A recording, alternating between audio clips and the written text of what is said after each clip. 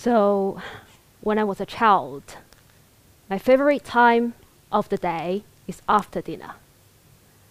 I would have my best seat on my grandfather's knee in the backyard. I listened to the celestial stories about the spoons, the swans, and the hunter. My grandfather told me that he learned this story from his grandfather and his great-grandfather. And in fact, human beings and our ancestors have been living on the earth for tens of thousands of years, and we have never stopped questioning the cosmos. So how can we do that? How can we question the cosmos? In more recent century, we've been sent satellites and probes and antennas to the space. Some of them stay in Earth's orbit, and some of them going into the deep space. Here I will show you two examples over here. In the first example, you can see two very large and flat surfaces attached to the main body of a communication satellite. And these are solar panels. When they are unfolded, the size can be as tall as a 10-story building.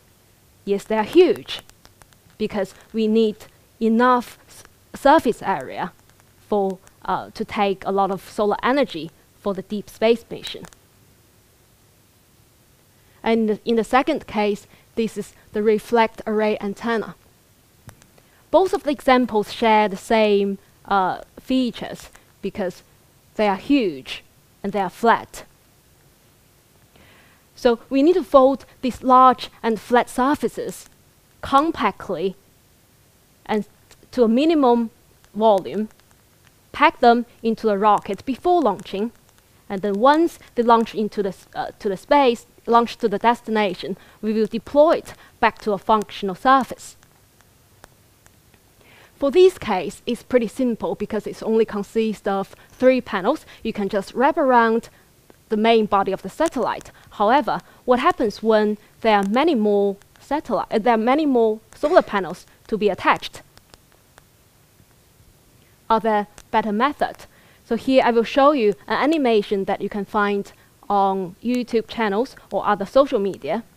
This is a very traditional type of folding. It's called a zigzag mechanism. You can see that there are 5 panels attached to the main body of a satellite on each arm. I will show you an example over here. So these are the panels. 5 panels connected in series, and along each hinges, we call these door hinges or joints, we need 1 motor to precisely control the deployment of the panel. So therefore, in this case, we need 1, 2, 3, 4. We need 4 motors to precisely control the deployment, which is not preferred in aerospace engineering, because adding motors will add on troubles if it's not opens up very nicely. So are there better ways of folding it? Wait for a second. So here I'll invite 2 volunteers from the audience to join me for a little competition or challenge. Any volunteers from the ground? Yeah, we got the first one. And can we got the second one? It's at the back, please. Okay, so I would need some help. Chair. Where would you like that? Over here, please. Centre stage. Center stage. Thank you very much. Yeah, thank you. So for the rest of the audience, you can find a piece of paper just beneath your chair for you to play with. And I will give you 60 seconds. And within the 60 seconds, please try your best to fold this A5 size piece of paper to a small size as possible. And secondly, make it easy to deploy as precise as possible. Okay, 5, 4, 3, 2, 1, start. You can fold on here. You can fold on the table.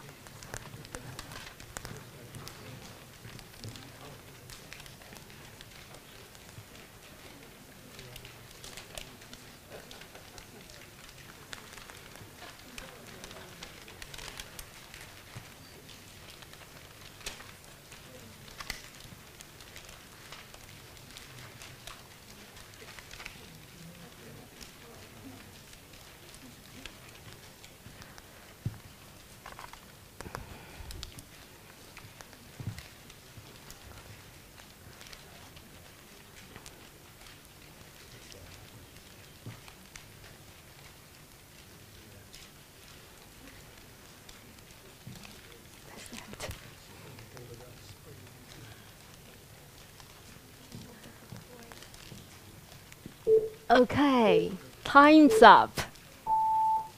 Thank you very much for the two volunteers. Can you please show to the audience how do you open up your folded ones? From the first one from here, please. Okay, so you need one motion, two motion, and I guess because our audience has a very tangible hand, I mean your hand is very smart to open this up, but imagine if this is happening in the space, you might not be able to open it up very precisely, but thank you very much. And how about the second audience, please? How many thousands of moves?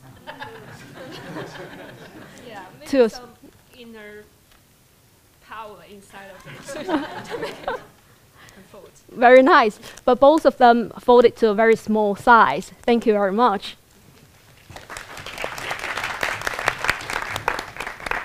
So instead of looking into the really complicated mechanisms, we turn our eye into an ancient art, which is origami, or we say paper folding.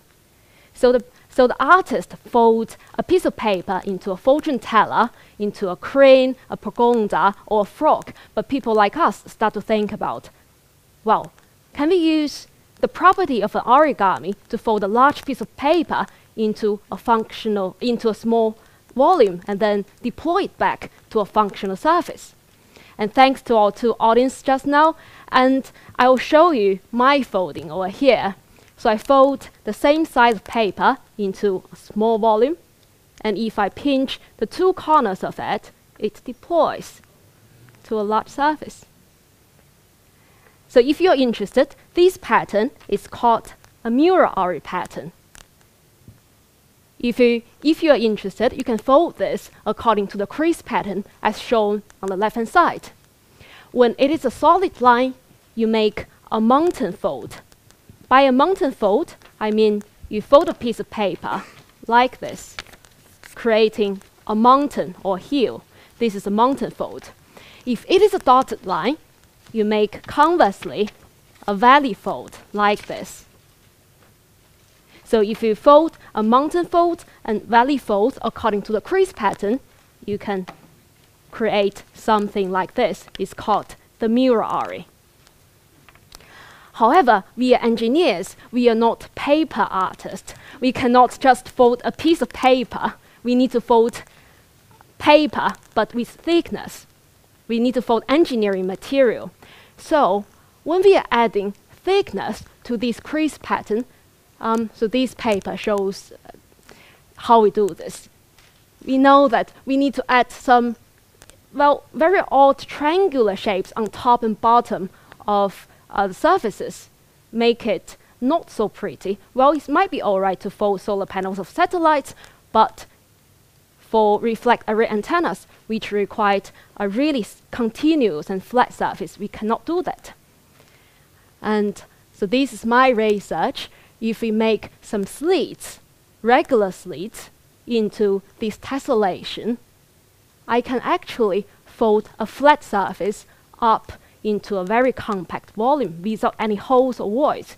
It's the most compact form.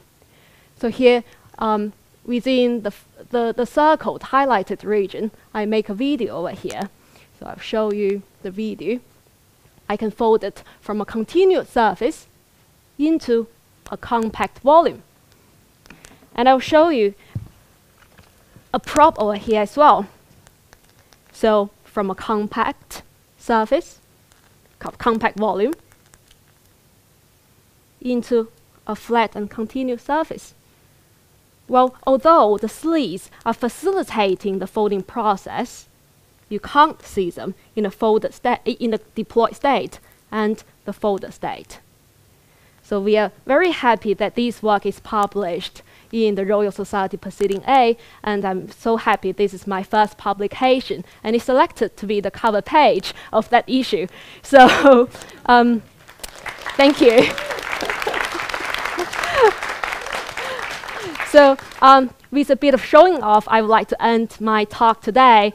My academic journey starts from there, while the quest of universe continues. Thank you very much.